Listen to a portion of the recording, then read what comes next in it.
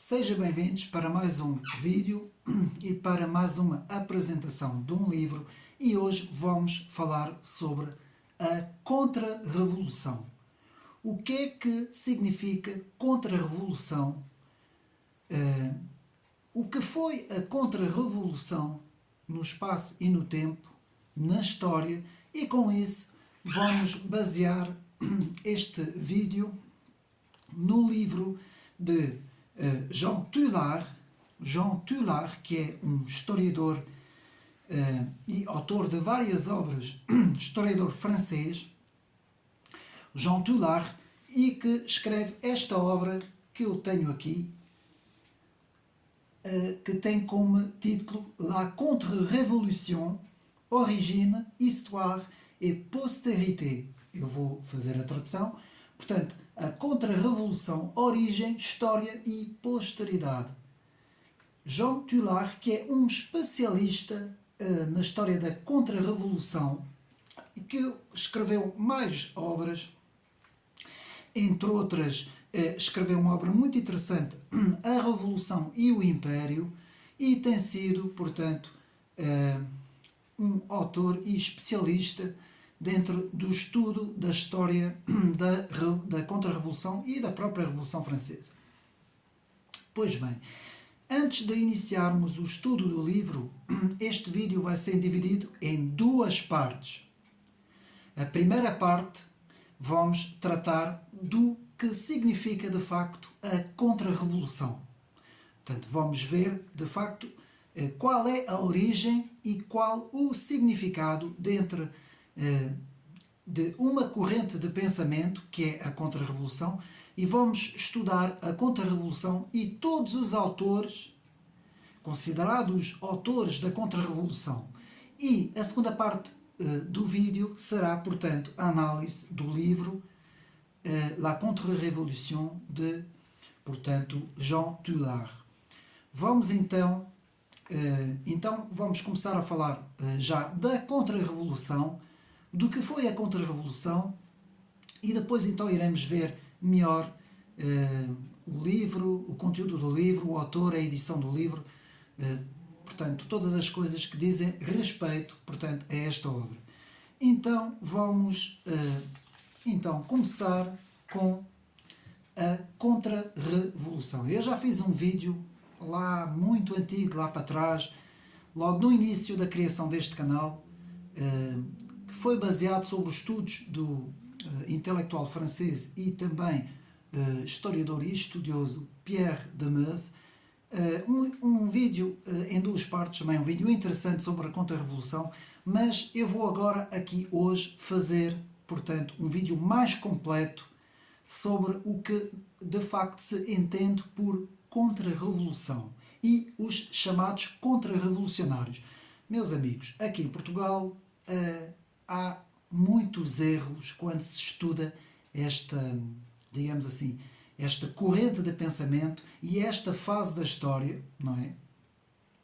Há muito desconhecimento e muitas vezes, digamos assim, no ensino e no mundo académico, muitas vezes é a própria Revolução Francesa, a fase da Revolução Francesa, o século XVIII, principalmente as chamadas duas grandes fases da Revolução, não é? 1789 e 1793. Portanto, estuda-se esta época um pouco os filósofos iluministas e fica-se por aí. Não se consegue perceber muito bem que houve uma reação muito grande à Revolução Francesa, mas que essa reação já vinha de trás, antes da Revolução. E isto pode ser um contrassenso. Porquê? Porque muitos estudiosos dizem que a palavra Contra-Revolução só pode ter existido no espaço e no tempo depois da Revolução. É lógico, não é? Se é uma Contra-Revolução, ela vem depois de se dar a Revolução. Mas, atenção, ela já existia, portanto, a corrente de pensamento que vamos hoje estudar, Contra-Revolução, ela já existia antes de 1789, só que não se chamava Contra-Revolução, como é lógico, porque ainda não tinha acontecido a Revolução de 1789. Então, a primeira definição da Contra-Revolução em termos de doutrina Ou seja, em termos de corrente de pensamento, a contra-revolução é uma expressão, digamos assim, portanto, é a junção de duas palavras, contra e revolução, não é? E que foi dado a um certo número de pessoas, portanto, de pensadores, que pensavam, e isto é muito importante retermos isto, que pensavam contra os princípios da Revolução Francesa. Portanto, a contra-revolução são a maior parte de todos os pensadores que se opuseram aos princípios da Revolução Francesa. E porquê que eu estou a frisar este ponto?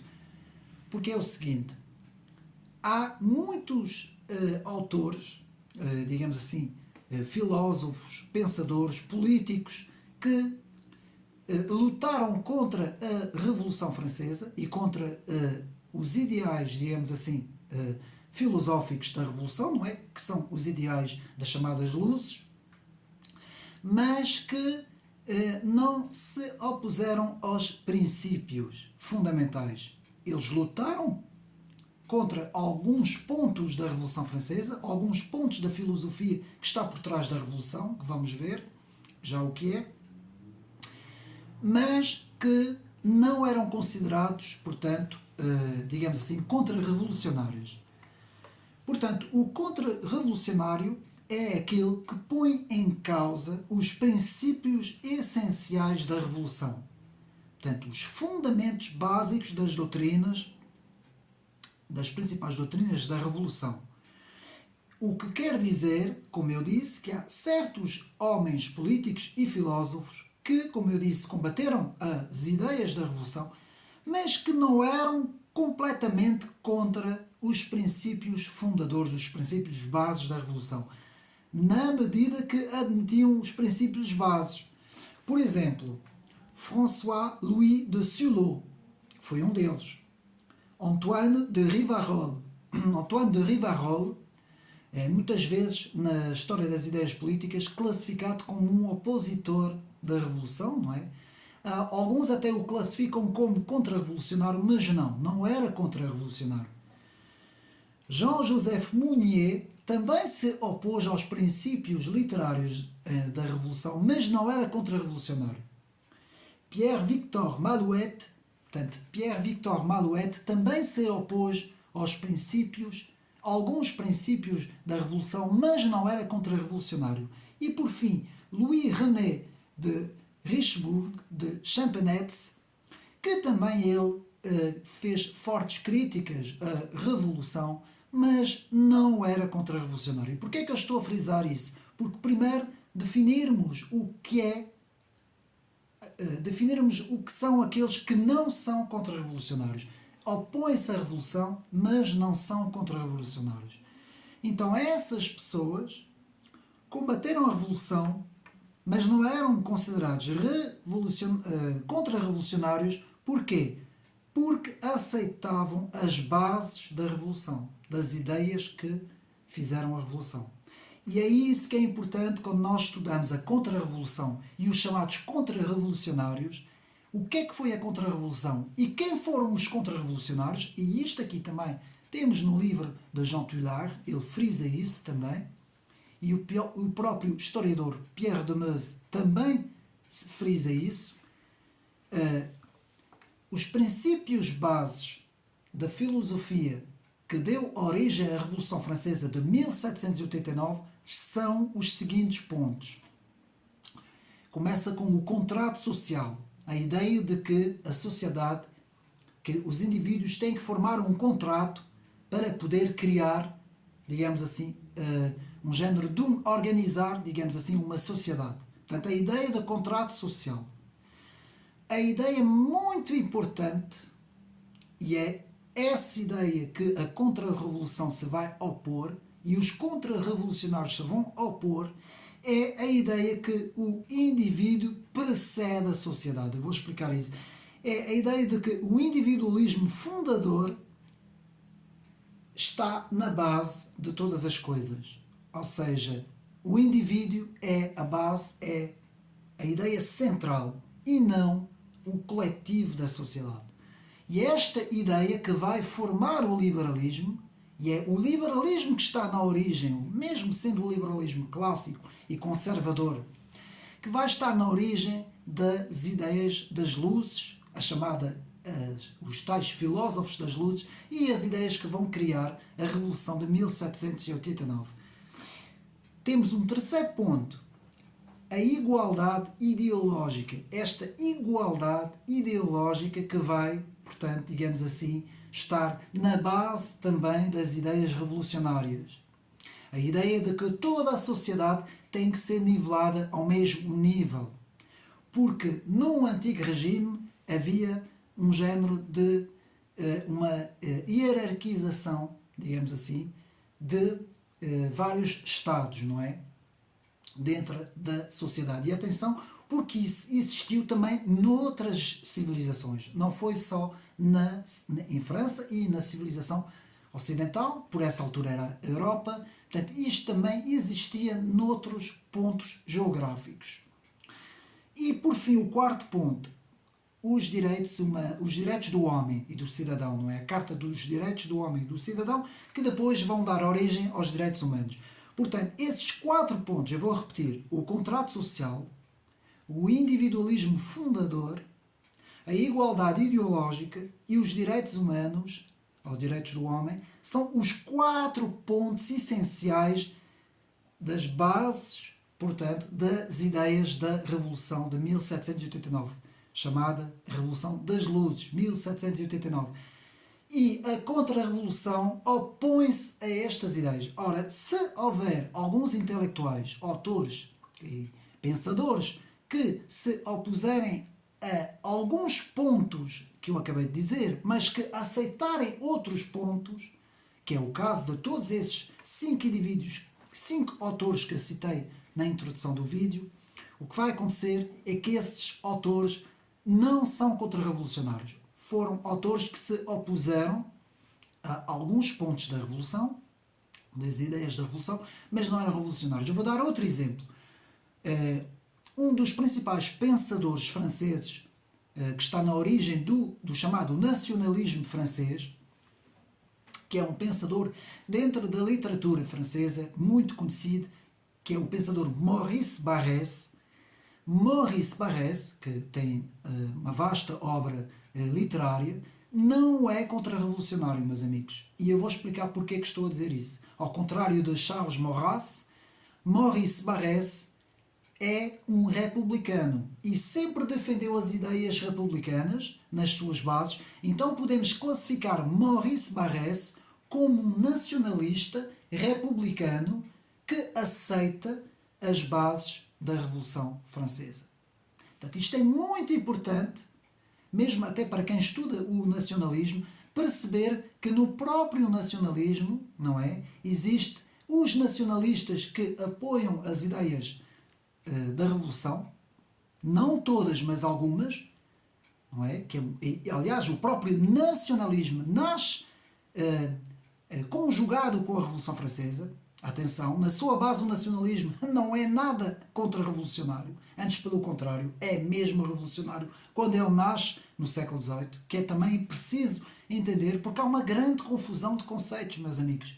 Enquanto que as ideias contra-revolucionárias opõem-se logo às bases dessas 4 ideias que eu disse: o contrato social, o individualismo fundador, a igualdade ideológica e os direitos humanos. Portanto, essas 4 ideias, essas 4 bases, a contra-revolução não aceita. Ela aceita outros princípios que nós vamos ver aqui neste vídeo, ao longo deste vídeo.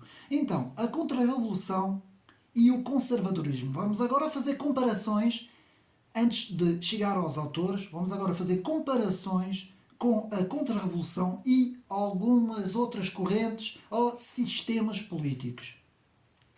Então, podemos dizer que primeiro, a contra-revolução não é reacionária. Também houve-se aqui muitos erros, principalmente os nossos amigos da esquerda, que deviam estudar um bocadinho mais a história, principalmente a história das ideias e as obras dos autores, e que deviam perceber que o termo reacionário, que significa uma reação, aparece no século XIX, A primeira vez que ele aparece é no século XIX e nada tem a ver com a Contra-Revolução. Foi um termo pejorativo que foi, portanto, muitas vezes conotado com alguns padres da Igreja Católica que eram chamados padres reacionários porque se opunham ao bolchevismo, se opunham ao leninismo, marxismo, não é? E então eram chamados reacionários, não é? Eles até vestiam-se todos de negro, não é? Esses padres. E eram...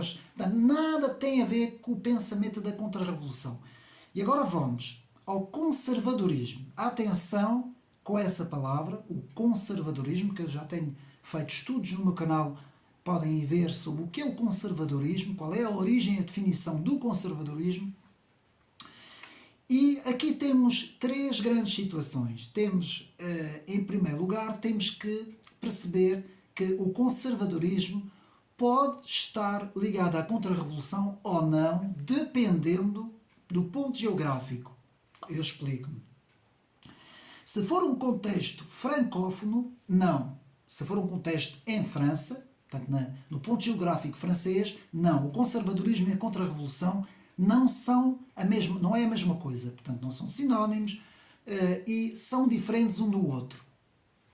Pode haver, portanto, contra-revolucionários que não sejam conservadores e pode haver conservadores que também sejam contra-revolucionários ou não. Portanto, não tem a ver uma coisa com a outra. Eu vou explicar-me. Num contexto anglófono, já podemos dizer que sim. E nós vamos ver, por causa da importância do pensador Edmund Burke, que nós conhecemos bem, não é? Irlandês Edmund Burke, e nós vamos perceber, por causa do pensamento conservative, em inglês o conservative, tem conotações muito grandes com a tradição. E nós vamos ver isso mais para a frente no vídeo. Se for um contexto germânico ou alemão, não é? Dentro sempre da história, pode como pode não ser. Pode ser como pode não ser. Porque aqui temos autores, até na própria Revolução Conservadora Alemã, que foram a favor da Contra-Revolução Francesa e outros que não, que se opuseram à Contra-Revolução. Meus amigos, pomos isso na cabeça. Contra-Revolução é as ideias que vão contra as ideias bases da Revolução. Portanto, é isso que nós temos que entender. Então, por exemplo, neste exemplo do contexto germânico, Carl Schmitt, que se dizia conservador, alemão, jurista e conservador, também vamos estudar aqui neste vídeo o pensamento de Carl Schmitt, que ele também faz parte, porque ele também é contra-revolucionário. Também ele abraçava as ideias contra-revolucionárias. Então podemos dizer que Carl Schmitt tanto era conservador como contra-revolucionário. No caso do contexto germânico. Num contexto francófono, num contexto francês, não existe esta conotação entre contra-revolucionário e conservador. Isto não existe. Nem nos dias de hoje podemos dizer isso. Pegando, por exemplo, no jornalista e que foi candidato à presidência, Éric Zemmour, que é conservador, bastante conservador, mas que não se considera contra-revolucionário. Antes, pelo contrário, ele é um partidário do gaullismo, o gaullismo também não é contra-revolucionário, e é um partidário também das ideias napoleónicas, ou seja, de Napoleão. Portanto, não é contra-revolucionário. Nós temos de ter muito cuidado para saber separar as águas, para não mandarmos tudo, não é? Como se costuma dizer, o bebê e a água, deitarmos fora o bebê e a água ao mesmo tempo. Separar muito bem as coisas. As correntes de pensamento muitas vezes são complexas, misturam-se às vezes, mas há sempre traços distintivos que nos faz saber quando se pertence a uma corrente e quando não se pertence a essa corrente. Portanto, continuando, vamos então ver, já vimos em relação ao conservadorismo, vamos agora ver a relação entre a contra-revolução e a monarquia, porque aqui estamos a estudar a contra-revolução. Também aqui é uma grande confusão, meus amigos, mas isto aqui já tem a ver com história. Eu vou ler para nós percebermos um bocadinho mais. A monarquia e a contra-revolução não são a mesma coisa, atenção. Pois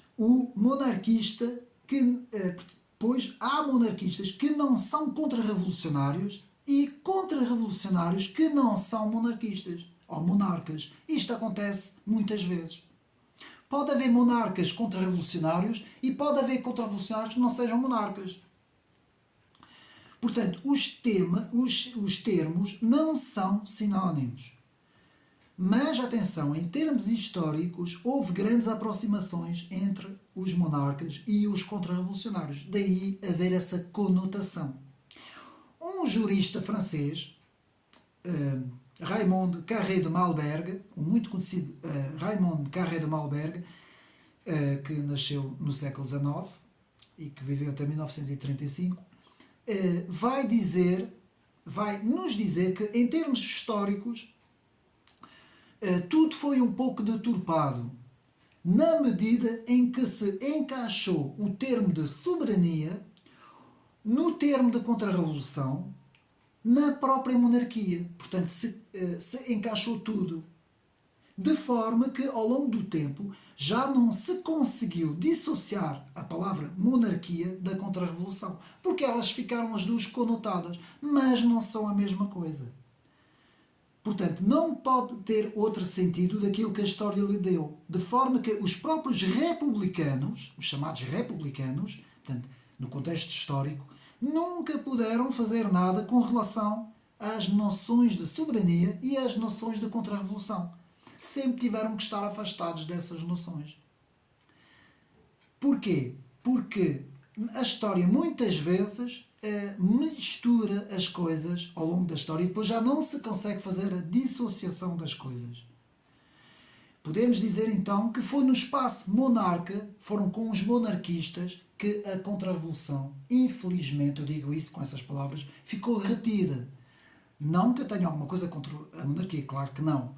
O que eu estou a dizer é que ela vem de trás. Nós vamos ver que as ideias contra-revolucionárias não saem forçosamente das ideias da monarquia. Essas ideias contra-revolucionárias, como eu já disse, vão aparecer para se opor à Revolução Francesa. Vai ser uma reação, se bem que elas já existem antes, porque é isso que nós vamos ter agora que ter cuidado, é que as ideias revolucionárias, as tais 4 ideias que eu disse, não é? Elas vêm de trás, elas já vêm de trás. E vamos ver que no século XVII elas já existiam. Então vamos continuar. Então podemos dizer, quando começou então o pensamento contra-revolucionário? Quando é que podemos dizer que o pensamento contra-revolucionário começou? Então podemos dizer que as ideias da contra-revolução, ou seja, ao contrário da opinião dominante e a opinião académica, ela é anterior, e isto o intelectual, filósofo e historiador Pierre de Meuse também frisa isso nos seus livros e nas suas intervenções. Ele frisa que a revolução é anterior, a contra-revolução, desculpa, é anterior à revolução. As ideias da contra-revolução, digamos assim, são anteriores. Só que por razões de lógica não tinha o nome da contra-revolução, não podia ter. Não podia ter porque não tinha ainda acontecido no espaço e no tempo a Revolução Francesa. Mas tinham já uma certa ideia de tradição e de rejeição das ideias progressistas. Porque nós temos que ver que as 4 ideias que eu disse, portanto, que eu vou recapitular: o contrato social, o individualismo fundador, a igualdade ideológica e os direitos do homem, são ideias progressistas e são ideias que, agora, voltando ao século XVII, em 1680, na década toda de 80 até 90, entre 1680 e 1690, quando houve a famosa questão dos antigos e dos modernos, vamos ter aqui a questão central do aparecimento destas primeiras ideias, que vão ser chamadas as ideias dos modernos, ou seja, o contrato social, o individualismo fundador, a igualdade ideológica e os direitos do homem são ideias dos modernos, não são ideias dos antigos, porque era assim que era posta nessa altura em França estas questões, porque a França muito cedo teve o embate nestas ideias, enquanto que Portugal não. Portugal, por essas alturas, não é? E no século XVII, Portugal estava envolvido nas questões com o reino filipino, digamos assim, não é? Com a Espanha, digamos assim, com os reis espanhóis e com tudo o que aconteceu com a restauração, e houve um embate entre Portugal e Espanha e por causa dessas questões intelectuais, elas não eram, nessa altura, não eram desenvolvidas, não se pensava nisso em Portugal, nem em Espanha. Enquanto que em França, muito cedo, no século XVI até, não é? Até na própria Reforma, e antes dela até, e no século XVII, essas questões eram pensadas, meus amigos. Até há uma ilustração que se dá em França sobre o rio Sena, que atravessa Paris, e que diziam que do lado esquerdo do rio Sena ficavam os defensores dos modernos e do lado direito do rio Sena ficavam os defensores dos antigos, não é? Dos defensores dos clássicos da antiguidade, enquanto que os modernos defendiam, portanto, na literatura, porque isto foi uma questão dentro da Academia Francesa, os modernos defendiam, portanto, que os clássicos, as obras clássicas da literatura, não eram essenciais para o desenvolvimento e a produção intelectual no mundo francês, não é? E no mundo, não é? Como eles diziam. Enquanto que os antigos não. Os antigos prezavam pelos clássicos e pelas tradições e toda a herança literária do passado. Portanto, foi um pouco isso a questão dos antigos e modernos. Não vou desenvolver isso porque não tem bem a ver. É o antepassado, digamos assim, desta questão da Contra-Revolução e da Revolução. Então, podemos dizer, primeiro, a Contra-Revolução, portanto, espera lá para não me perder, podemos ver, por exemplo, que no livro de Paul Hazard, o grande também autor e escritor Paul Hazard, que escreve A Crise da Consciência Europeia, podem ir no canal ver, eu tenho, portanto, o resumo do livro, na sua obra A Crise da Consciência Europeia, desde o início do século XVIII, cerca de 1700, o conjunto das ideias da Revolução, aqueles 4 pontos, já são completamente aceitos por toda a França, já eram aceitos por toda a França. Nesta altura, final do século XVII, entre 1690 e início do século XVIII, 1700, não existia pensadores contra-revolucionários, e é isso que nós temos que ver. Havia ideias que eram contrárias à Revolução, mas, infelizmente, e isto é histórico, meus amigos, não houve pensadores no século XVII, nem no século XVI, não houve pensadores que representassem, digamos assim, os contra-revolucionários. Ou seja, a contra-revolução não teve defensores até chegar antes da Revolução. Só teve defensores depois da Revolução, que é isso que nós vamos ver. E porquê? Porque antes era um dado normal das sociedades serem regidas, no antigo regime, pelo aquilo que era chamado os costumes. Costumes e tradições, a palavra tradição ainda não existia, vamos ver isso tudo. Então eram os costumes e era a tradição da Igreja. Então não havia defensores das ideias contra-revolucionárias, mas elas estavam lá, por causa dessas questões que eu falei, as tais questões dos antigos e dos modernos. Então, por exemplo, Élie Fréron, que nasceu em 1718 e morreu em 1716, e Saint-Simon Nicolas Henri Languet, que nasceu em 1736 e morreu em 1794, combateram apenas um aspecto literário das ideias da Revolução. Não combateram os 4 pontos como eu aqui foquei. O próprio Claude Adrien Nonot e os próprios jesuítas combateram apenas as ideias contra a religião, mas não no plano político. Ou seja, houve uma oposição dos jesuítas, não é? Já nessa altura, não é? Mas não no plano político. Houve uma defesa em relação à Igreja, não é? Mas não, digamos assim, no plano político. Então pode-se dizer que o antigo regime nunca se defendeu. E é verdade, meus amigos. O antigo regime nunca se defendeu e não havia ninguém no século XVII, nem no século XVIII, para a defender. Nos anos de 1680, há uma mudança no pensamento na França, como nós vimos, no século XVII, com a questão dos antigos e dos modernos. E aí podemos ver o tal livro de Marc Fumaroli, não é? Que escreve a questão dos antigos e dos modernos, que é um livro muito interessante, um livro muito extenso, mas muito interessante, em que se pode ver todas essas questões. Portanto, esta questão, que tem como contexto principal a Academia Francesa, vai trazer então o triunfo dos modernos, que vai ser os clássicos já não são importantes, o presente e o futuro são agora as novas ideias. E isto, meus amigos, vai preparar os 4 pontos mais importantes para se dar as ideias das luzes e para se darem as ideias da Revolução Francesa. Mas vai haver uma reação contra o pensamento dos modernos. Por exemplo, em Nápoles temos já um pensador, Jean-Baptiste Vico, e Jean-Baptiste Vico, que era um padre católico e que vai desenvolver toda uma literatura crítica muito forte contra aquilo que Vico chamava o cartesianismo moderno, que estava na origem também das ideias, dessas ideias do contrato social, dessas ideias do individualismo fundador, dessas ideias, portanto, da igualdade ideológica, e essas ideias que vão criar as bases, portanto, dos direitos do homem e do cidadão, não é? Da Carta dos Direitos do Homem e do Cidadão. Tudo isso, nos diz Vico, foi também impulsionado pelo cartesianismo, ou seja, pelo racionalismo francês. Na Alemanha vai aparecer também uma reação, muito importante agora este ponto, uma reação muito grande ao pensamento das luzes e aos 4 pontos da Revolução Francesa, do pensamento que vai dar origem à Revolução Francesa, e que vai ter como principal autor e doutrinador Johann Gottfried von Herder.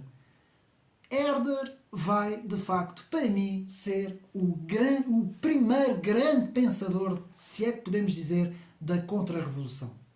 Meus amigos, fala sempre dos mesmos, Luís de Bonald, Joseph de Maistre, por aí fora. Mas para mim, começa com Herder. E porquê? E há até quem diga, em França, alguns estudiosos e historiadores, que Gottfried Herder foi o verdadeiro pai do nacionalismo. Há quem diz isso, não é? Há quem diga isso. Portanto, Johann Gottfried von Herder, que nasceu em 1744 e morreu em 1803, que será um pensador fundamental e que vai pôr em causa a noção de despotismo esclarecido e da ideia de uma nação criada a partir da razão. Herder vai se opor a esta visão cartesianista, vai se opor a esta visão cartesiana da sociedade francesa e se vai opor a estas ideias que vão criar, digamos assim, a Revolução Francesa. Herder vai dizer que os povos têm uma tradição. Isto é uma frase de Herder. Herder vai dizer: os povos têm uma tradição e esta tradição é transmitida pela linguagem e pelos costumes. E vamos ver que os costumes era a única palavra que se conhecia até então. Pode-se dizer que Herder, como eu disse, foi considerado o pai do nacionalismo. Para se entender a captação do nacionalismo integral de Charles Maurras, mais tarde, não é? Para se poder entender, não se pode perceber nem compreender esta captação sem estudar as ideias de Herder, porque Herder é quem vai lançar, digamos assim, as primeiras sementes, digamos assim, destas ideias contra-revolucionárias e até das próprias ideias nacionalistas mais tarde. E é o historiador Michelet, o grande historiador francês Michelet, nasceu em 1798 e morreu em 1874, que vai teorizar o nacionalismo latino de que se vai reclamar mais tarde Charles Maurras. Então, já vimos aqui mais ou menos um pouco, espero que não seja assim não esteja muito complicado, já vimos um pouco do que é o pensamento contra-revolucionário. Então, como a contra-revolução vai enfrentar a revolução? Como é que isto tudo se vai dar? No pensamento contra-revolucionário não há uma única linha de pensamento. Atenção, há várias linhas de pensamento também dentro do pensamento contra-revolucionário, que é isso que nós temos que ver, porque muitas vezes aqui em Portugal estuda-se muito o pensamento contra-revolucionário e mete-se tudo no mesmo saco, o que é mais um erro e falta de conhecimento, digamos assim, falta de estudo sobre esta área, esta fase da história. Então, há várias linhas de pensamento segundo cada autor. Então vamos aqui ver pelo menos três grandes correntes dentro da Contra-Revolução, da chamada Contra-Revolução. Vamos ter os autores tradicionalistas, vamos ter os autores providencialistas e vamos ter os autores críticos, ou os chamados críticos da xenocracia, que vamos já estudar o que é isso.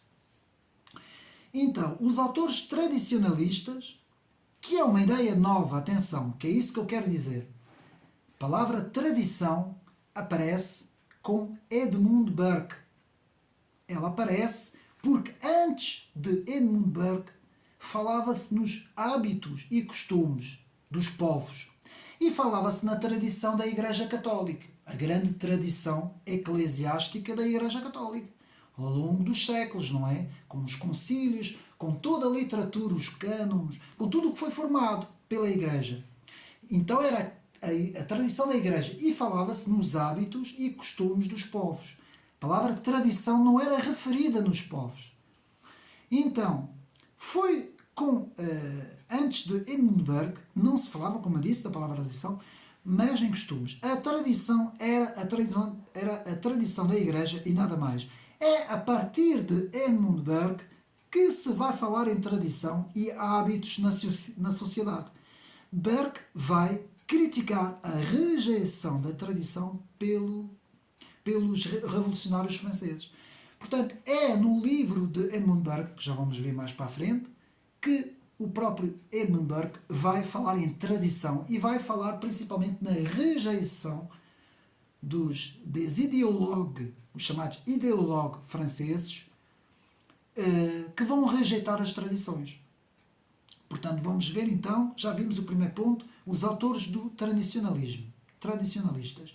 E agora vamos aos segundos, os autores providencialistas. E nós temos que perceber muito bem esta palavra, o que é que foi esta corrente de pensamento, o providencialismo, para entender muito bem a Contra-Revolução.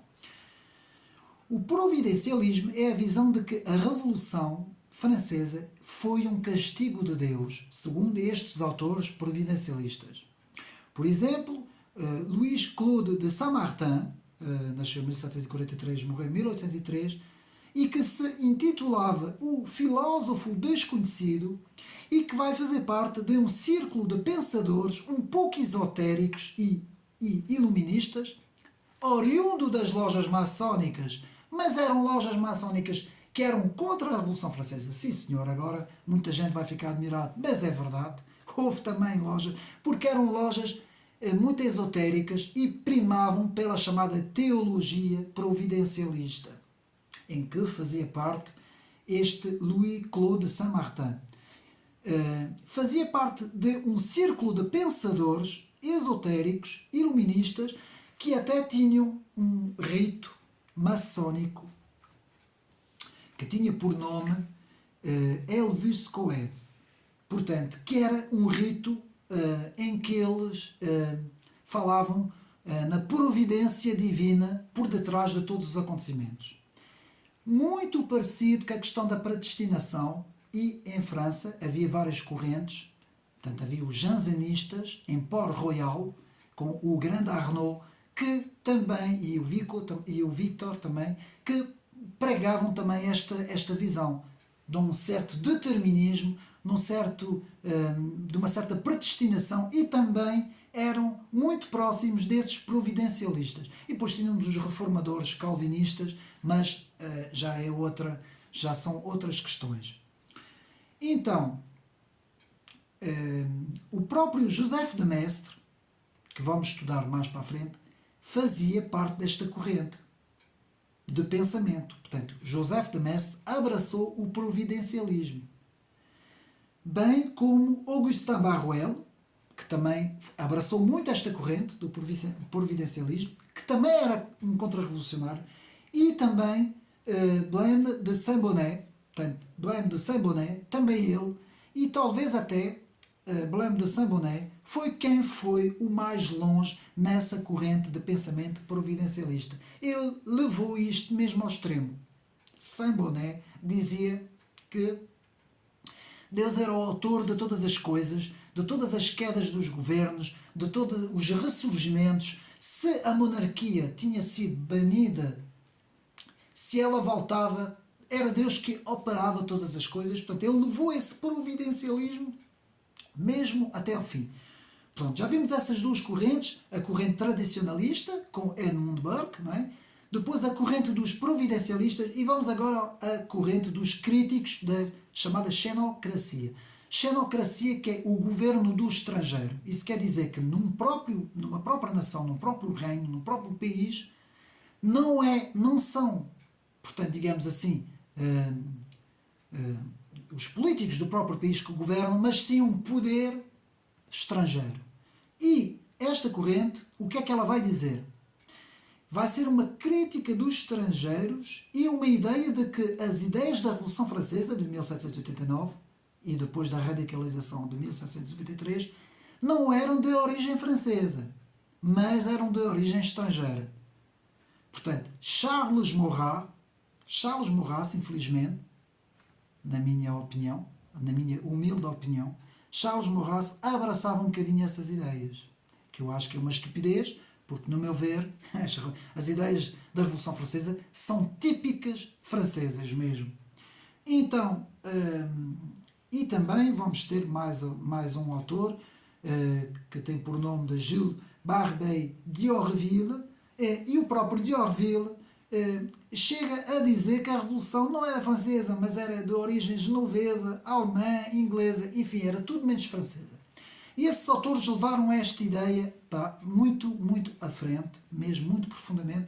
Então, são essas três grandes correntes que nós temos que vão abraçar todos os autores, todos os contra-revolucionários, portanto, os tradicionalistas, os providencialistas e os xenocratas, digamos assim, ou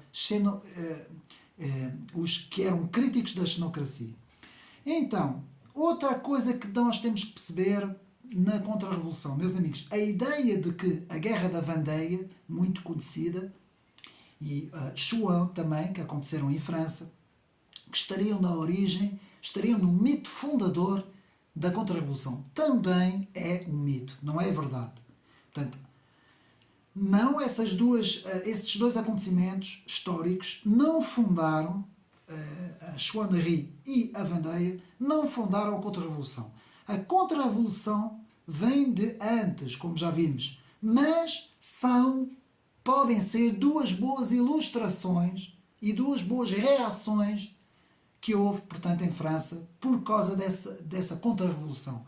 E nós temos a figura, por exemplo, muito conhecida em França, a figura heroica da Joana d'Arc, que vem muito lá atrás, não é? Muitos anos, muitos séculos lá atrás, mas que já era uma figura de um certo heroísmo, digamos assim, francês, não é? E que, às vezes, reforça esta fase da Contra-Revolução que nós estamos aqui a estudar. Mas que não tem a ver, atenção. São apenas aquilo que é chamado figuras de ilustração, digamos assim.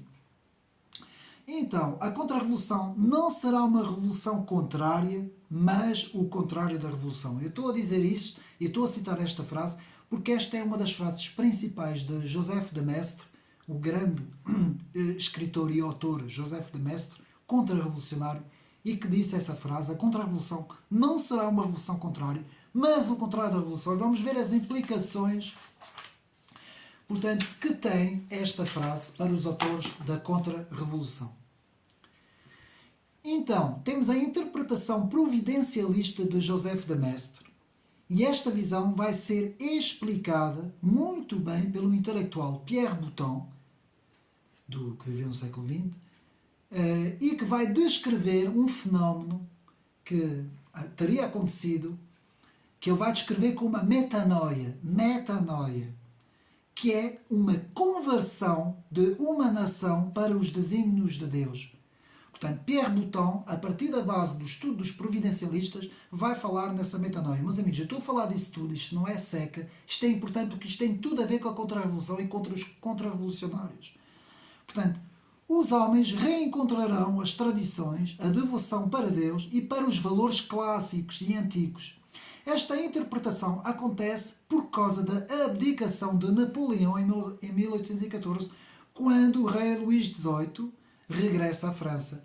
Portanto, nós temos que sempre entender o contexto em que as coisas se dão. Quando os acontecimentos acontecem, nós temos que compreender o contexto em que as coisas acontecem, não é? Que são vários, não é? O contexto histórico, contexto político, cultural, filosófico, por aí fora, que há vários contextos, não é? E temos que ver que as coisas às vezes vêm. Portanto, podemos até dar um exemplo. Se, por exemplo, José de Maistre, que era providencialista e que abraçava esta ideia da metanoia, eu penso que se ele tivesse vivido um pouco mais longe, não é? Se ele tivesse vivido mais tempo e tivesse visto o que é que aconteceu depois de Napoleão, depois de novamente a monarquia, não é? Reaparecer em França, não é? E depois com os chamados 100 dias, o período que é denominado de 100 dias, que destrói completamente a monarquia francesa, meus amigos. Se Mestre tivesse visto isso tudo, teria tido outra visão das coisas. Portanto, é preciso ter muita atenção que os autores têm a percepção das coisas no contexto em que eles estão inseridos e nos anos de vida que eles têm. Não é? Que é lógico, não é? Então, vamos continuar para isto também não ficar muito confuso. Portanto, a metanoia, como eu disse, é a ideia do regresso natural de uma nação aos seus valores conservadores e é uma ideia tipicamente mestriana, tipicamente de José de Maistre. Portanto, não há ação do homem, mas uma vontade divina para conduzir a nação. Atenção, porque nós agora vamos estudar os autores da Contra-Revolução. Vamos, por exemplo, estudar José de Maistre e vamos estudar Luís de Bonaldo. E vamos ver que esses dois autores, que são contra-revolucionários, mas que são completamente diferentes nas ideias. Por causa dessa questão do providencialismo e da metanoia, não é? Então, vamos começar com os autores contra-revolucionários. E começamos com Luís de Bonaldo.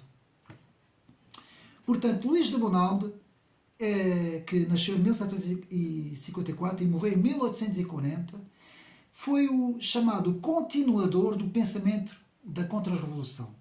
Era um homem rigoroso, metódico, muito sistemático, muito minucioso na sua forma de pensar e era galicano. Já vamos ver o que é o galicanismo. Era um homem lógico e sistemático e a favor da ação política. Portanto, atenção, Luís de Bonaldo era contra essa ideia da intervenção de Deus, de que deixamos tudo andar, que Deus vai repor as coisas no seu bom caminho, não é? Não. Bonaldo dizia que tinha que haver uma ação direta na política. Então, ele vai ter uma visão de ação política e vai estar ligado a certos meios ligados à imperatriz Josefina de Beauharnais, e que vai ser muito amigo dela. Ele vai também auxiliar o próprio Napoleão, mas depois, como o próprio Napoleão queria que todas as ideias fossem completamente subservientes, porque Napoleão era um imperador, não é? Tinha essa autocracia muito grande, Luís de Bonaldo vai se afastar de Napoleão. Portanto, no início ainda vai estar ligado ao seu governo, mas depois vai se afastar. Na restauração da monarquia, Luís de Bonaldo vai então novamente ser o pensador principal do partido ultra. Ele vai ser o organizador da doutrina contra-revolucionária. Meus amigos, fala-se muito mais de José de Maistre do que Luís de Bonaldo. E agora uma crítica: não vejo quase nada editado de Luís de Bonaldo em Portugal. Vê-se alguns trabalhos de José de Maistre, pelas edições de 70 e não só, mas em relação a Luís de Bonaldo não há quase nada. E isso é uma crítica que eu faço. Porquê? Porque para mim o verdadeiro teórico, o teorizador, digamos assim, das ideias contra-revolucionárias foi Luís de Bonaldo, não foi José de Maistre. José de Maistre teve um alcance muito maior em termos de história e em termos até na própria literatura, mas Bonaldo é o principal teórico. E então agora vamos ver a grande diferença entre Luís de Bonald e Joseph de Maistre está precisamente na ação política. Bonald queria uma ação direta, enquanto que Joseph de Maistre não. Queria retirar-se e queria estar na meditação, na contemplação das ideias e esperar que houvesse o tal providencialismo, digamos assim, de Deus na sociedade. E agora vamos então a Joseph de Maistre. Joseph de Maistre, que nasce em 1753 e morre em 1821. Eu tenho, portanto, o resumo do livro, o livro principal, não é? Considerações sobre a França, porque ele no início queria pôr, o título do livro era para ser Considerações sobre a Revolução Francesa, mas por questões foi, digamos assim, aconselhado por algumas pessoas próximas dele que o livro deveria ser apenas Consideração sobre a França, que foi escrito em 1797, e depois os famosos Serões em Saint Petersburg, escrito em 1921, que foram também, digamos assim, escritos importantes de Joseph de Maistre. Joseph de Maistre era um homem brilhante, de pensamento providencialista, como já vimos, a ideia de que Deus conduz os homens e as nações, era um diplomata e advogado e era um homem de uma grande erudicidade. Um pensador ideólogo que era um grande pensador, primava pela filosofia, pela história das ideias e pelo pensamento, ao contrário de Bonald, que era sistemático, que era um homem muito mais, digamos assim, como é que podemos dizer, na praxis, não é? Enquanto que Joseph de Maistre não. Joseph de Maistre era muito mais teórico das ideias, digamos assim. Divagava também muito, atenção. Joseph de Maistre era tendia um pouco para o esoterismo. Fez também, há quem diga que fez parte destas sociedades maçónicas, esotéricas, muito providencialistas, não é? Foi um pensador mais influente, infelizmente, como eu disse, muito mais influente, apesar de eu gostar muito de Joseph de Maistre, e foi um livro que me influenciou muito, não é? Considerações sobre a França, um livro mesmo que me influenciou muito, mas era um pensador, como eu disse, muito mais influente do que Luís de Bonald. Foi um dos principais nomes que se reteve dos contra-revolucionários, apesar, como eu disse, das ideias de Bonald serem mais organizadas e mais sistematizadas. Considerações sobre a França, em 1797, foi de facto um livro que marcou muito o pensamento em França. E agora, coisa muito curiosa, a Contra-Revolução vai criar 4 ciências, meus amigos. 4 ciências. Com o Luís de Bonald, nós temos a invenção, porque é mesmo isso que eu vou dizer, a invenção da sociologia. Portanto, a sociologia não nasce com Montesquieu. Atenção, porque eu ouço muita gente falar de coisas que não sabem. Ela nasce com Luís de Bonald. E a politologia também nasce com Luís de Bonald. Enquanto que em Herder vamos ter o nascimento da etnologia e o nascimento da linguística. Sim, senhor, meus amigos. Com estes dois homens, Luís de Bonald e Herder, temos então 4 ciências: a sociologia, a politologia, a etnologia e a linguística, meus amigos. Formidável! A Contra-Revolução, ao contrário do que aquilo que dizem, criou muita coisa, ao contrário das ideias da Revolução, que só criaram destruição, meus amigos. Então, vamos então a mesmo reter, para não ficar muito confuso, o providencialismo. Temos que reter isso, porque isto é importante na Contra-Revolução. Doutrina segundo a qual não há ação do homem na política, mas sim uma condução de todas as coisas por Deus. Deus é quem conduz o curso da história política. E atenção, o ultramontanismo vai abraçar estas ideias. E vamos ver a grande luta entre o galicanismo e o ultramontanismo, meus amigos, mas é mais para a frente. Continuando com os autores da Contra-Revolução, vamos agora ver François Dominique de Reynaud de Montelosier. Atenção a este nome, Montelosier, mais conhecido por François de Montelosier, que nasceu em 1755 e morreu em 1838 e que é um contemporâneo de Maistre e de Bonald. Foi um militar no exército dos chamados imigrantes, vai ser um dos primeiros a escrever sobre a Contra-Revolução e, aliás, foi Montelosier que vai inventar o termo de Contra-Revolução. Mas, amigos, isso é muito importante retermos isto. Isto também está aqui no livro da Contra-Revolução. Portanto, a palavra Contra-Revolução é inventada por Montelosier. É ele que vai criar esta palavra, porque ela não existia antes. Como já disse, havia os pensamentos, havia as ideias dos antigos, havia uma oposição à modernidade e as ideias cartesianas dos modernos e depois as ideias dos filósofos das luzes, mas ainda não havia a palavra contra-revolucionário, como é lógico, ela só aparece com Montelosier para se opor à Revolução Francesa. Portanto, Montelosier vai inventar o termo contra-revolução falando na ofensiva que tende a acontecer contra as ideias da revolução. Vai interessar-se pelos aspectos sociais da contra-revolução, vai falar que a burguesia, atenção a isto, muita atenção ao que eu vou dizer, vai falar que foi a burguesia, nas palavras de Montelosier, que quis pôr fim a todas as tradições do antigo regime que eram essenciais, segundo Montelosier, para segurar as fundações da sociedade.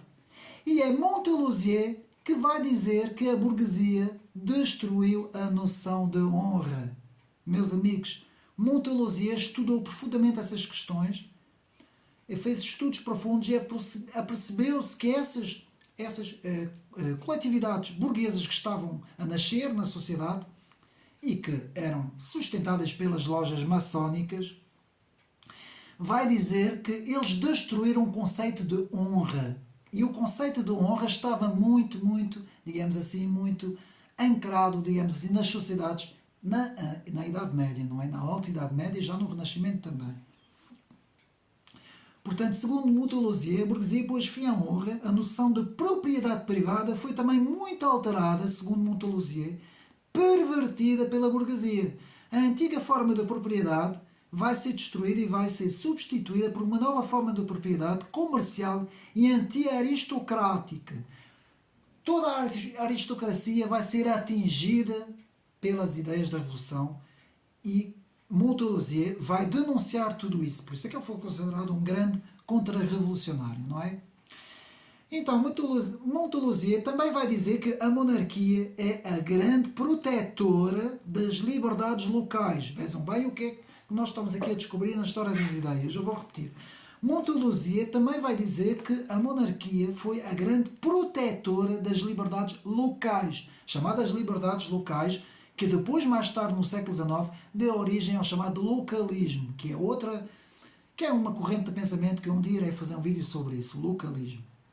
Então, Montelosier não vai ser bem visto por ser galicano. Já vamos ver esta questão dos galicanos e dos ultramontanos. E vamos ver isso agora. Portanto, a posição entre o galicanismo e o ultramontanismo. Meus amigos, na história da França houve um confronto entre duas grandes correntes dentro do mundo católico. E essas duas correntes, uma era o galicanismo e a outra era o ultramontanismo. Então vamos ver cada uma delas. O galicanismo é a doutrina da Igreja que tenta organizar a Igreja Católica de forma autónoma da própria França, sendo, portanto, uma corrente que preza pela soberania da França, do Estado francês. Portanto, prega a soberania francesa, como eu disse, da Igreja sobre o poder do Vaticano. Ou seja, o galicanismo se concebia como um poder da Igreja, mas autónomo. E o galicanismo tem muito a ver com aquilo tudo que se passou na história da Igreja em França, com o tal cisma, não é? Em que chegou até a haver 3 papas, a questão de Roma e de Avignon. Eu não vou aqui falar disso, porque senão nunca mais saio daqui. Mas todas essas questões depois refletiram-se e criaram o galicanismo, porque os franceses, que foram muito católicos, atenção, a França foi uma das nações da Europa mais católica que nós temos, mas ela foi sempre muito soberanista. Por exemplo, ao contrário de Portugal, que nunca teve essa tradição de soberania, infelizmente, não é? Já tenho falado às vezes sobre isso. A França não. A França sempre teve muito esta visão da soberania da França. De que em França quem manda é o francês, não são as outras nações. E depois temos o ultramontanismo, tendência romana no seio da Igreja Católica, que afirma a primazia espiritual e temporal do Vaticano como autoridade absoluta sobre toda a Igreja Católica da Europa. Portanto, isso é ultramontanismo. Claro que o poder da Igreja Católica era sediado em Roma, no Vaticano, e era esse poder que dominava, digamos assim, na Europa. Então houve este confronto muito grande. E quem era galicano não era bem visto nos pensadores, por essa altura, no século XVI, XVII e XVIII. Não era bem visto. Porquê? Porque era logo rotulado de alguém que estava contra a Igreja, não é? Então, vimos um pouco isso, que isto é importante, esses confrontos, não é? Vamos agora ver outro autor importantíssimo, que nasceu em 1741 e morreu em 1920, que é o Augustin Barruel. Portanto, o jesuíta Augustin Barruel, que eu já fiz, portanto, a apresentação do livro aqui no meu canal, principalmente a sua grande obra, Memória para Servir a História do Jacobinismo. E o que é que dizia Augustin Barruel? Augustin Barruel, portanto, que é um jesuíta, solidário da Ordem de Santo Augusto Inácio de Loyola, grande defensor das ideias jesuíticas e que fazia uma defesa da fé e de uma visão teocrática. Ele era defensor completo da Sé, digamos assim, e foi estudar muito bem, ao pormenor, os jacobinos, o que estava por trás dos jacobinos, os financiamentos por trás dos jacobinos, as lojas maçónicas, os chamados cafés dos pensadores, os cercles des idéologues em França, que eram os cafés onde se reuniam os grandes vultos nessa altura, não é? Que esses cafés e esses salões, eram chamados salões, muitas vezes eram de duquesas e marquesas que tinham esses salões e que, digamos assim, davam estes salões para todos os intelectuais se reunirem nessa altura, e a maior parte deles vinham das lojas maçónicas, não é?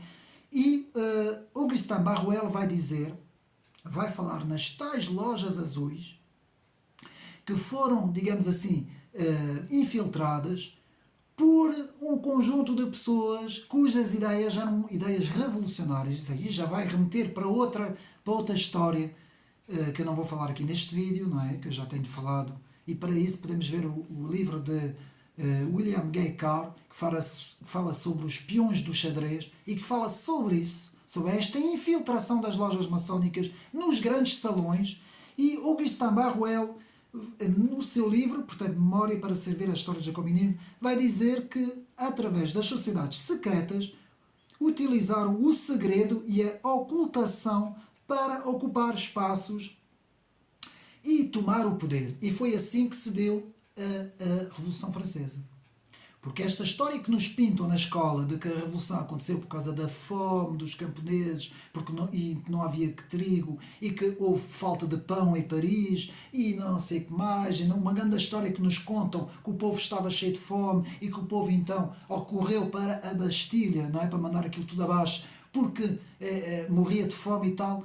Não é que não haja aqui algumas situações verídicas. O que se passa, meus amigos, é que por trás disso houve um grande trabalho, e não foi só 1 ano ou 2, nem 3 ou 4 anos antes da Revolução, porque eu estudei isto muito a fundo, foram praticamente, eu devo de dizer, desde o início do século XVIII, e até no final do século XVII já, não é? Que se vinha já preparando o terreno em termos da história das ideias, para que se desse essa, digamos assim, destruição do antigo regime e da monarquia francesa, meus amigos.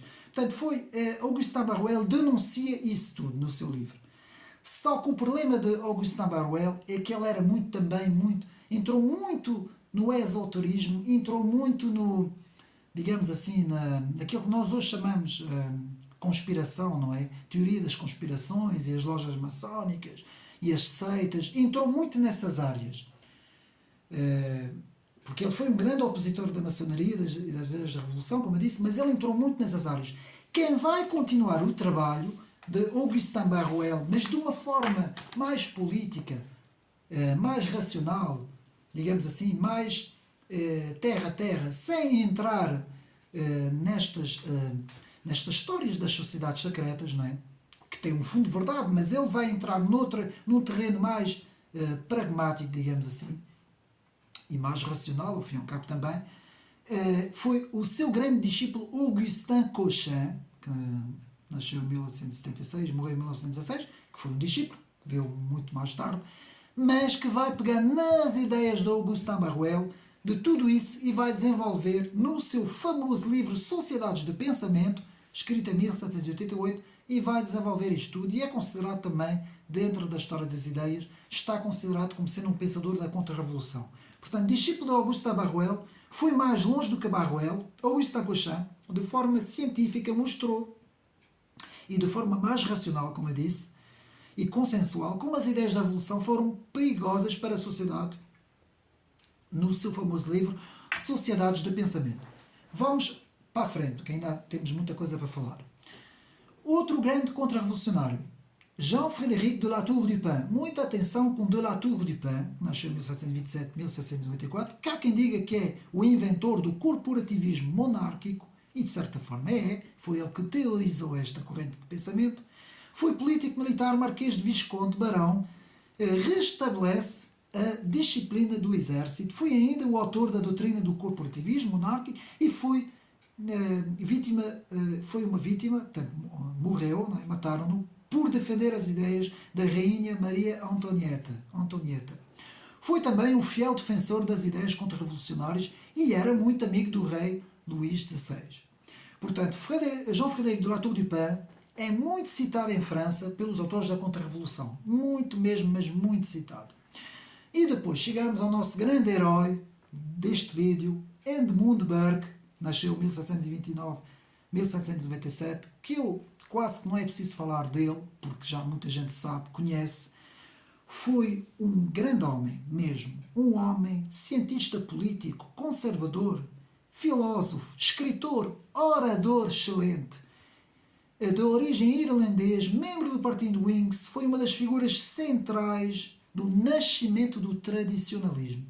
Atrevo-me a dizer que Edmund Burke e Herder, para mim, são os dois grandes heróis, com Joseph de Maistre e Luís de Bonald, mas Edmund Burke, de facto, foi a figura central, irlandês anglicano, muito defensor dos costumes e das tradições, daquilo que se chamava costumes, que foram transmitidas pelos grandes homens do passado, que ele gostava muito de falar com essa frase, os grandes homens do passado. O livro Reflexões sobre a Revolução em França, 1790, foi o livro de topo. Foi uma crítica direcionada à França. Edmund Burke começa a criticar a Revolução Americana, mas depois vai estar ao lado dos colonos americanos contra a então imperial política inglesa. Não é? Burke vai dizer esta frase muito importante, que eu vou citar em francês, depois eu vou traduzir: La tradition, c'est une expérience réussite. Eu vou traduzir. A tradição é uma experiência conseguida. Ou seja, a tradição acaba por ser uma experiência muito bem conseguida. Então, Burke vai também falar sobre a noção de preconceito. Muita atenção, porque eu já tenho falado sobre isso. Que para Burke era positivo. Ao contrário da tendência de René Descartes, que vai ser aquele que vai introduzir a noção de que o preconceito é uma coisa má. Porque hoje em dia é o que nós ouvimos da sociedade, na televisão, na comunicação social, nas escolas.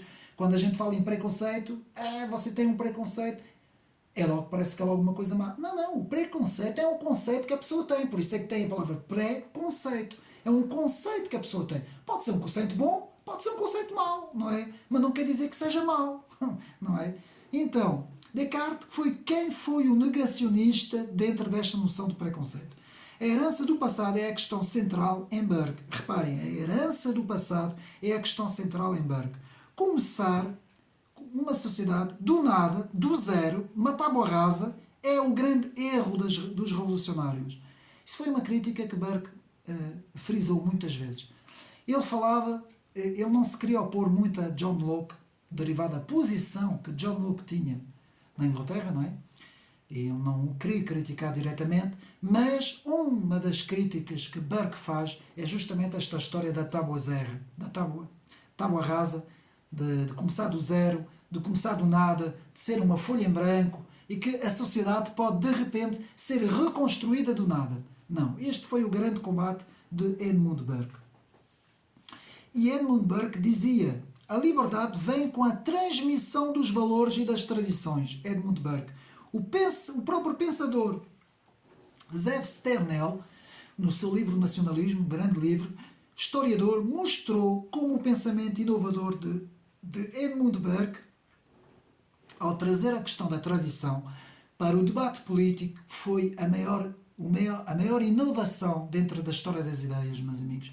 Trazer novamente o debate. Então, todos nós que somos conservadores, todos aqueles que são conservadores, devem muito a Edmund Burke por ter trazido a questão da tradição no debate político. Continuando, vamos passar para o século XX. Finais do século XIX e princípios do século XX, e vamos ter Charles Maurras. Não vou falar muito dele, nasceu em 1908, 1952, porque eu tenho agora, recentemente, fiz um vídeo sobre este autor, este escritor, Charles Maurras, que de facto foi considerado também contra-revolucionário. Ele abraçava as ideias da contra-revolução, com a sua obra, principalmente na sua obra Empirismo Organizador, em que há uma crítica sobre 1789 e em que Charles Maurras vai falar nos 4 cavaleiros do Apocalipse que destruíram as fundações da França. Não vou agora resumir, mas Maurras vai reunir as correntes do regionalismo, do integralismo e do tradicionalismo, bem como do nacionalismo. Portanto, regionalismo, integralismo, tradicionalismo e racionalismo vão ser as ideias de base de Charles Maurras. Continuando, mais recente, Carl Schmitt, também ele é considerado um autor contra-revolucionário, dos novos, mas é também contra-revolucionário. Nasceu em 1888, morreu em 1985, contra-revolucionário e conservador. Ele dizia-se conservador e também dizia-se contra-revolucionário, nos escritos de Carl Schmitt. Admirador de Louis de Bonald, muito admirador de Louis de Bonald, vai teorizar a teologia política, a metafísica política, como ele dizia, e um certo conservadorismo alemão. Jurista, filósofo, político, professor universitário, vai ser um forte crítico do romantismo, ele vai criticar muito o romantismo, como foi, aliás, o próprio Charles Maurras.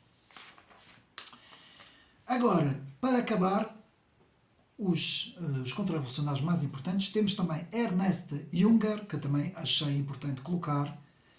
Nasceu em 1895, morreu em 1998. Homem amigo da tradição e dos valores heroicos, vai falar muito no heroísmo da Idade Média e dos antigos clássicos, mas um pouco prisioneiro do modelo prussiano, vai abraçar certas ideias importantes da contra-revolução e vai se opor aos 4 princípios que eu falei na introdução do livro sobre as ideias da Revolução Francesa.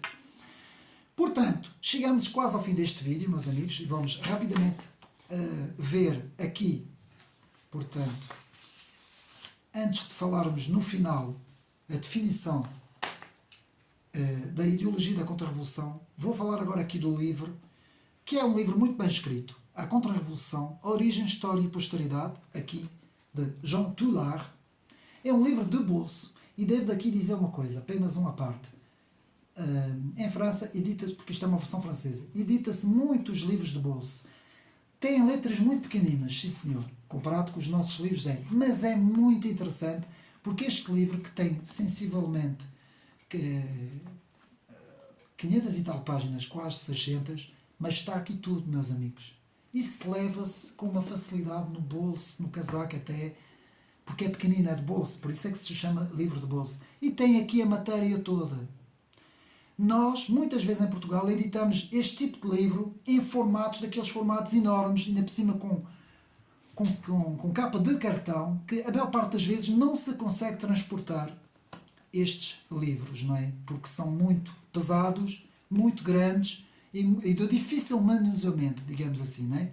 Então, este livro, A Contra-Revolução, Origem, História e Posteridade, estou a fazer a tradução, sobre a direção de Jean Toulard, tem cerca de 16 colaboradores, meus amigos. 16 em que a direção é do próprio Jean Toulard, historiador das ideias e principalmente da Contra-Revolução e da Revolução. Jean Toulard faz o prefácio do livro, Pois temos, portanto, 4 partes, 4 capítulos, digamos assim. A cronologia, ainda temos um pequeno dicionário no final da Contra-Revolução, que eu não acho assim tão pequeno como isso, para os meus amigos verem. É a parte quase toda do fim. Portanto, onde é que está? Só para os meus amigos verem como este livro está tão bem feito. Começa aqui. E temos isto aqui, que ainda são bastante páginas, ainda são para aí quase 100 páginas. Temos um dicionário, palavra por palavra, completo sobre a Contra-Revolução, meus amigos. E isto é importante porque dá muito jeito, digamos assim. Às vezes, quando nós não sabemos algumas palavras, dá muito jeito, meus amigos. Então, temos 4 partes. Os inícios, as forças, a guerra e a Contra-Revolução depois da Revolução. É assim que o livro está dividido. Então, a primeira parte temos as origens do pensamento contra-revolucionário. Os autores são muitos, meus amigos. Eu não vou amassá-los com os nomes dos autores. Não são autores muito conhecidos. São autores franceses. E nós nunca mais saímos daqui. Então, vou só apenas dar os títulos. As origens do pensamento contra-revolucionário. Ponto número 2. A ação parlamentar e o clube dos contra-revolucionários. A fuga do rei. Os monarcas. Portanto, a história dos monarcas. Edmund Burke. Depois passamos para a segunda parte. As forças. Portanto, a imprensa e os contra-revolucionários. A imigração e as redes contra-revolucionárias. Passamos à terceira parte. A guerra. As duas primeiras coalições. As duas primeiras coalições. As guerras do Oeste, o Sudeste, o golpe de Estado, a Convenção e o Diretório, as insurreições monarquistas no Sudoeste da França, 1689, e os teocratas. Depois passamos para a quarta parte, a Contra-Revolução depois da Revolução. Temos as correntes neomonarquistas no Consulado, temos Chateaubriand e a Contra-Revolução. E depois temos guerras e bastidores, 2 restaurações, posteridade da Contra-Revolução, a cronologia, porque é em dicionário e um índice. Meus amigos, é um dos livros mais completos, está escrito em francês, não existe tradução em português, infelizmente. Só para quem percebe francês, tenho muita pena porque há pouca coisa sobre a Contra-Revolução em Portugal. Quer dizer, do meu conhecimento, poderá haver livros mais antigos, edições mais antigas, mas assim, coisas assim recentes, praticamente não temos nada. É pena, não é? Porque é uma parte importante da história das ideias e este livro, meus amigos, é muito completo. E eu quero acabar o vídeo citando o que é de facto a visão contra-revolucionária, para nós sabermos o que é a visão contra-revolucionária. Então, a definição desta corrente de pensamento, chamada Contra-Revolução, é antes de tudo uma corrente de pensamento, uma greia de leitura, uma visão do mundo, que é isso que nós temos que perceber.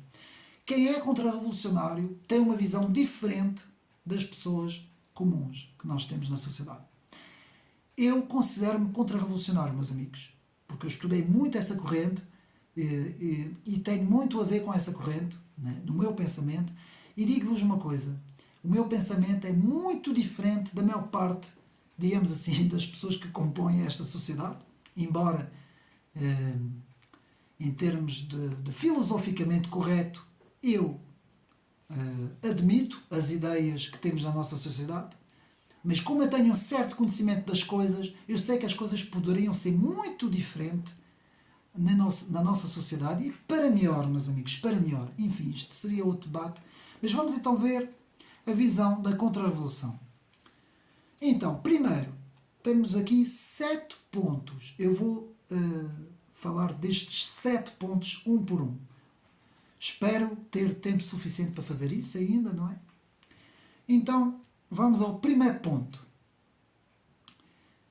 Na visão contra-revolucionária, o primeiro ponto, a ideia de que a sociedade não é individualista, mas antes um conjunto de homens que formam uma sociedade civil. Para mim este é um dos pontos mais importantes.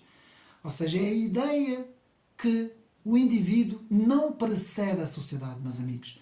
Porque o grande mal do nosso mundo hoje em dia é que o indivíduo e os direitos absolutos Direitos esses que muitas vezes nem sequer têm a ver com direitos políticos ou filosóficos, mas sim com direitos individuais, direitos egoístas, não é? Direitos, às vezes até direitos que se sobrepõem sobre as outras pessoas, não é? Como nós costumamos dizer, direitos de uma minoria que se sobrepõe sobre a maioria. Que é isso que o nosso século, portanto, um dos traços mais importantes do nosso século. São esses. Portanto, este é um dos traços principais. A ideia de que a sociedade não é individualista, mas antes um conjunto de homens que formam uma sociedade civil, que é muito diferente de um coletivismo, de um poder coletivo, ou seja, um partido e depois uma sociedade igualitária completamente comandada por esse partido. Isto é o comunismo e o socialismo. Não. Uma sociedade civil que é dividida por várias associações, que podem ser igrejas, que podem ser famílias, que podem ser associações e de grupos de cidadãos, não é? Pode ser uma série de coisas.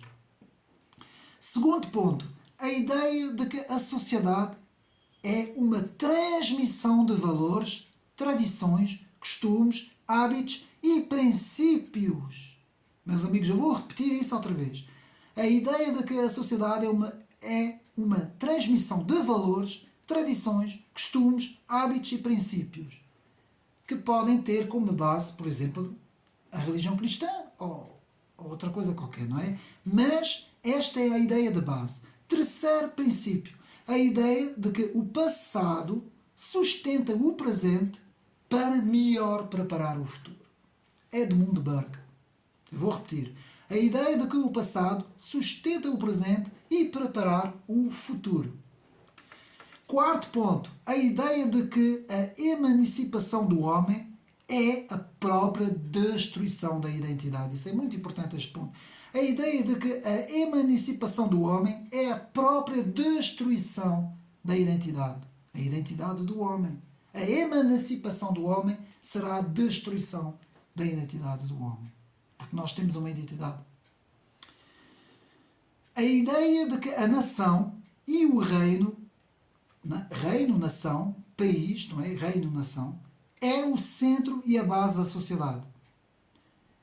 Esta ideia opõe-se ao universalismo, que é uma forma política de emancipação e de desconstrução do homem. Pois é, meus amigos. Muita gente acha que o universalismo é uma coisa boa. Se o universalismo for em termos espirituais, é uma coisa boa. Mas em termos políticos, é uma autêntica destruição do homem. Destrói todos os traços característicos da própria identidade do homem. E, meus amigos, não é possível fazer isso enquanto houver as nações, enquanto houver diferentes povos e culturas. Querer acabar com isso, querer uniformizar todas as culturas, é a destruição da própria criatividade humana, meus amigos. Porque aquilo que mais faz a grandeza deste mundo é a diferenciação das culturas umas das outras, meus amigos. E é exatamente esse universalismo completamente emancipador do género humano, nivelador de todos os traços característicos e identitários do ser humano, que é, para mim, o maior perigo que pode existir. Sexto ponto. Falando aqui em Portugal. Em Portugal, o chamado miguelismo, movimento político legitimista e absolutista, antiliberal e movimento conservador, defensor da Carta Constitucional na história, é o que mais se aproxima da contra-revolução. Se quisermos saber o que é que mais se aproximou dos contra-revolucionários, foi o chamado miguelismo que nós tivemos, portanto, na história de Portugal, não é? Por fim, sétimo ponto, a ideia de que a sociedade não é liberal, mas conservadora e que preza pela sua sociedade civil. É assim que eu quero acabar com este ponto. Portanto, a ideia que a sociedade não é liberal, que não preza pelo individualismo absoluto, mas sim conservadora e num plano coletivo, mas não coletivo no sentido comunista ou socialista, mas no sentido de uma sociedade civil com, digamos assim, várias associações, digamos assim, que compõem essa sociedade civil. Meus amigos, estas são as ideias principais, portanto, as ideias principais da, digamos assim, da contra-revolução, não é? Daquilo que nós chamamos contra-revolução. Espero que tenha aqui mais ou menos falado de tudo, do mais importante. Portanto, o livro é muito bom para quem consegue ler francês. Mais uma vez, espero ter contribuído neste canal para mais, divulgar assim mais conhecimento, mais cultura, sempre dentro das áreas da história das ideias, no plano da filosofia, um pouco no plano da cultura, e que tenhamos ficado com um maior conhecimento, mais vasto conhecimento, digamos assim, sobre o que foi a Contra-Revolução, que muitas vezes não nos é ensinada de forma correta nas escolas. Muitas vezes passa-se ao lado, praticamente, de toda a Contra-Revolução, na ciência política e na história das ideias, no mundo académico, praticamente num volume deste tamanho, temos apenas um bocadinho de nada, não é? Sobre os contra-revolucionários, não é? Falam sempre dos mesmos, Joseph de Maistre, Bonald, pouco mais. A maior parte das vezes só falam desses dois autores, e eu falei numa série de autores, e ainda há mais autores, menos conhecidos, que eu não teria tempo aqui para falar de todos, mas espero que tenham gostado de mais este vídeo, e mais uma vez, um abraço aos meus amigos, obrigado por apoiar esse canal. Não tem sido fácil, tem sido muitas horas a ler e a estudar, mas é para também que possamos todos partilhar este conhecimento e para que a intelectualidade em Portugal também comece também a dar alguns frutos, digamos assim. Então, um abraço e até uma próxima.